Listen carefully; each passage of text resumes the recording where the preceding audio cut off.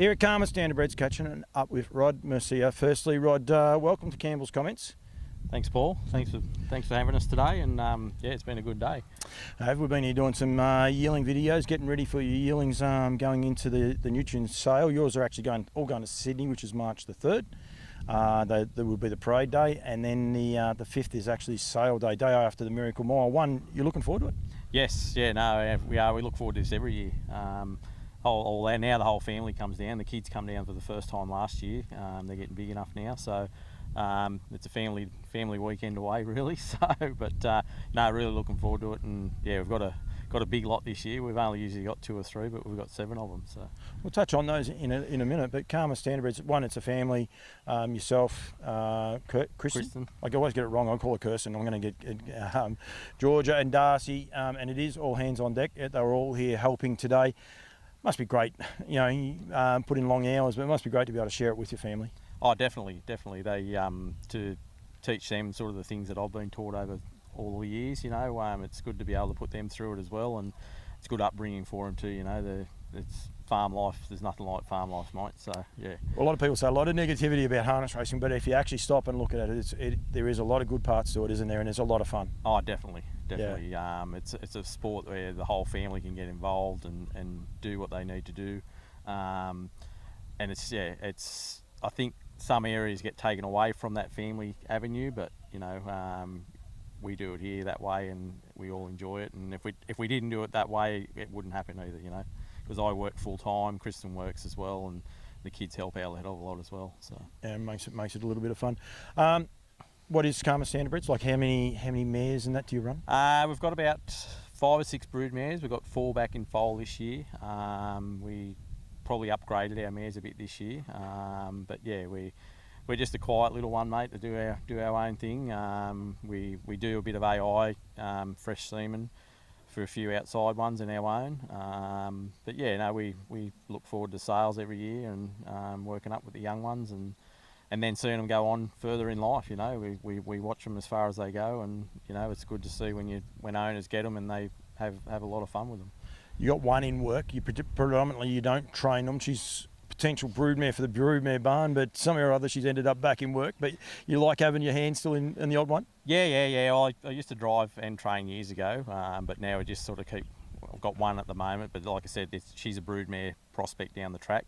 Yeah, it's the time thing's a big one, the big help if you had more time, but we just don't have it, unfortunately. It is a common thing, but then you said like the kids are getting a bit older too, and they're enjoying them. So, you fell in love with the racehorses. You don't actually feel in love with taking them to the yearling sales and that. So you sort of, I suppose, you got to almost feel compelled to let the kids enjoy that side of it as well. Oh, definitely, mate, definitely. Yeah. For sure. Selling this year, you've got 7, 8. Seven. Yep. 7 going through the Nutrien sale.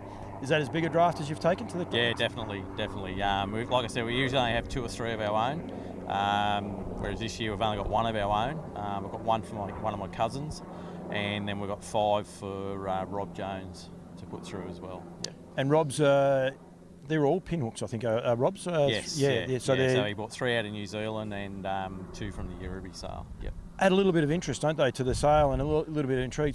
Got some great family lines there. Some really great family lines there, and great crosses as well, So Mainland Banner, Wiona, Sassy. I'm trying to think one of the New Love Zealand. To Gamble. The mother of Let It Ride. So there's some really a lot of intrigue.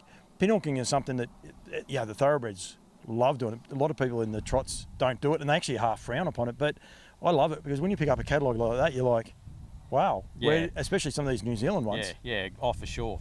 I think probably the thoroughbred side of things, the money, the profit margin's probably there a lot more in the thoroughbreds probably than what in our side is. But I think it'll be something that'll take off more as it goes along. If you get colts like where these are bred, and you get them for the right prices, you're going to be doing good things with them.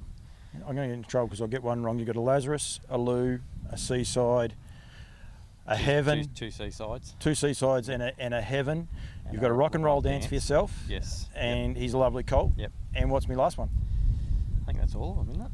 I don't know. Okay, that's all. Yeah, that's all of them. Well, I haven't gone too bad. You've done well. So, gone that way. Yeah. And I said there for you guys, normally, like you said, you don't do a lot. You do 2 or 3. So this will be the smallest amount that you guys have sent to a sale. But yeah, definitely, just one of our own. Which you try and put the probably bit extra polish on him, I suppose. But they'll all be polished up the same on the day, and you know, hopefully there's someone for all ranges there, really, between them all. You know. Yeah.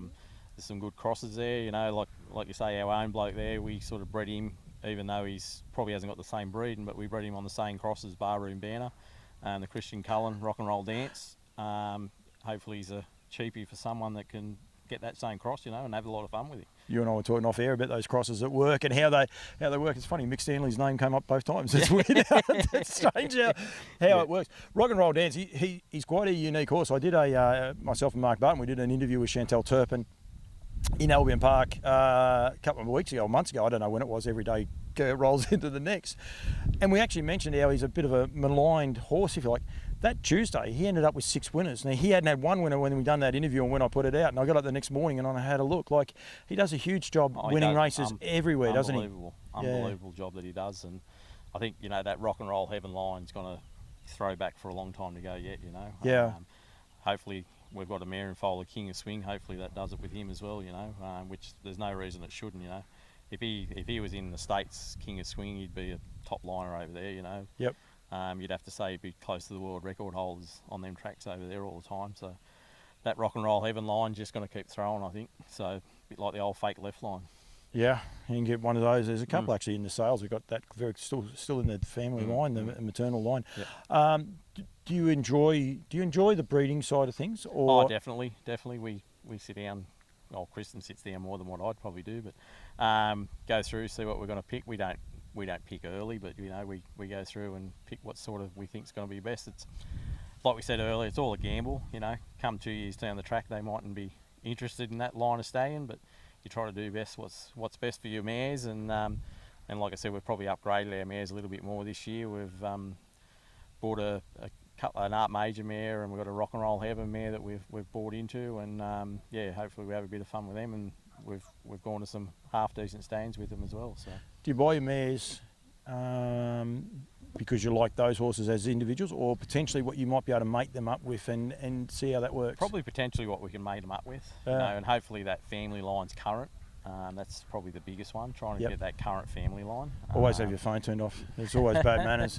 But yeah, trying to have that current family line. I think, you know, if you've got horses that are winning on the track when you go to the sales, it's a big thing. You know, and you tend to get the trainers of them horses, they'll come and look at them straight away, and you know, and it promotes interest for other people as well. You know, you see other people, you see one person come and look at them, and then you'll see a lot of others come at the same time as well. You know? And that one person can talk about a horse. Exactly. Then the feedback gets back there as well. So, Sydney, when will you be getting there? The Thursday? We'll get the Sydney probably Friday morning. Yeah, we'll wake up Friday morning here early, load them up, and head down. Be down there sort of mid-morning. Yep. And wash them up and probably get a few ready for the parade, and then Saturday will be just any inspections in the morning, and then hopefully sell Sunday and come home with an empty float.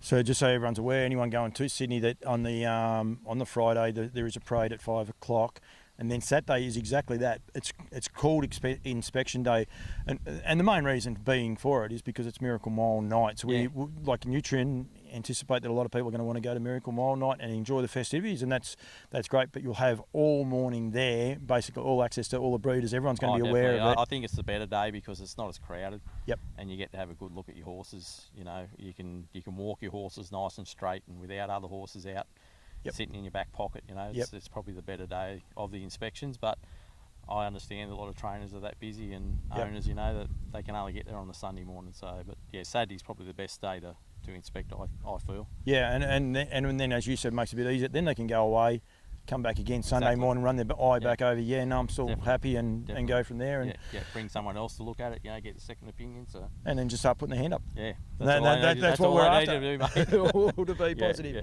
Right, if anyone wants to come on farm and inspect prior to the sale, because we are still a month away from the sales, you're more than happy. Yeah, definitely. Just need to ring prior because I do shift work. So just as long as I'm about, that's no dramas at all. Anytime they want to come and have a look. Yep, for sure. Yep. Good as gold, mate. Thank you. Thanks to the kids and Kristen, because it has been all hands on deck. I really appreciate it. It's been a sort of longer enough afternoon, but I appreciate it. good luck. I'll be seeing you down there anyway, but definitely. good luck at the sales, and welcome to Nutrien, mate. I know it's your first time, so welcome, and enjoy the experience. We will, mate. Thank you. No worries. Thanks, man.